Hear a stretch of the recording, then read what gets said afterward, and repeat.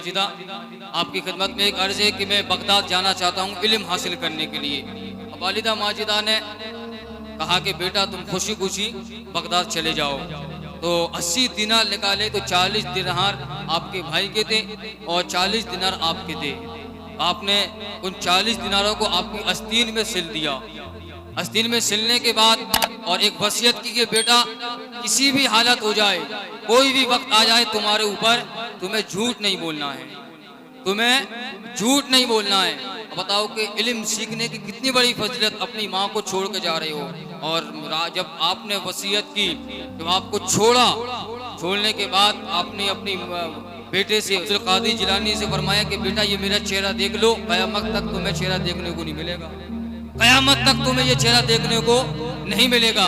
सरकार गौस पाक रज़ी अल्लाह तआला अन्हु आपकी वालिदा का चेहरा देखते हुए हज़रत भरी निगाहों से चल पड़े।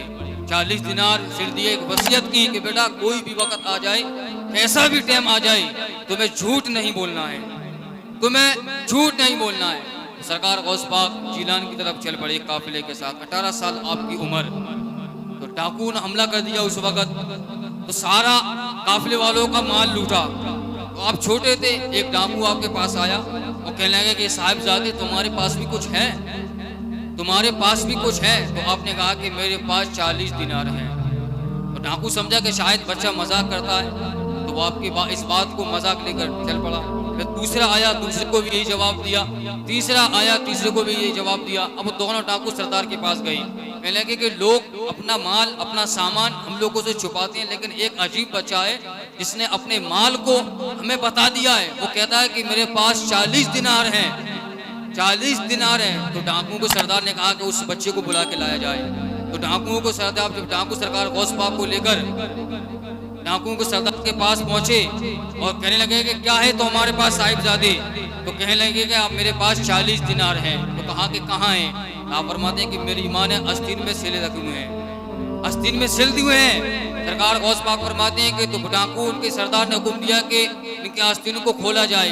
तो खोला तो देखा कि वाकई 40 दिनार आपकी आस्तीन में छुपे हुए थे। तो सरदार और सरदार के डाकू थे बड़े हैरान हुए, परेशान हुए, कहने लगे कि लोग तो अपना माल हमसे छुपाते हैं, भला डाकुओं चोरों को कौन अपना माल बताता है? लेकिन ये अजीब बच्चा है। 40 दिनार उस वक़्त के लाखों की इनकम, लाखों के रुपए उस वक़्त के, बस बता रहा हूँ, 40 दिनार का मतलब सोने की 40 अशरफियाँ जो सिक्के हुआ करती थी, उस वक़्त की लाखों की इनकम। इनके सरकार गौस पाक ने बोला, वो सरदार बोला कि एक नाम है, लोग अपना माल हमसे छुपाते हैं, लेकिन तुम्हें किस चीज ने उबारा और तुमने अपना माल हमें बता दिया?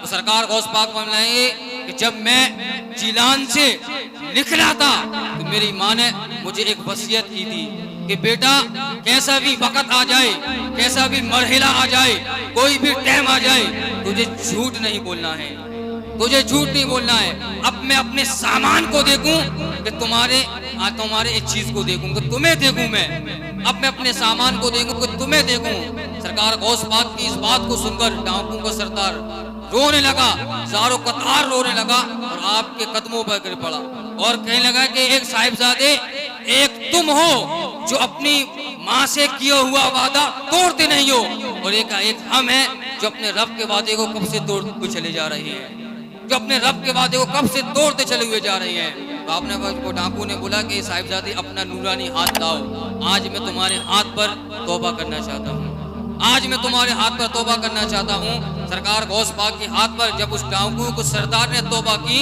तो डाकुओं के सरदार जितने भी डाकू थे वो कहने लगे कि सरदार जब साथ में मिलकर चोरी की है तो साथ में मिलकर अल्लाह अल्लाह भी करेंगे, साथ में मिलकर फिर अल्लाह अल्लाह भी करेंगे।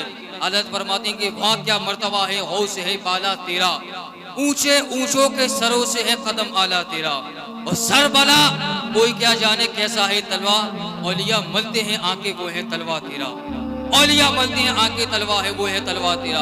तो सरकार गौस पाक फरमाते हैं कि सबसे पहले जो मेरे हाथ पर तौबा करने वाले वो कोई और नहीं थे बल्कि वो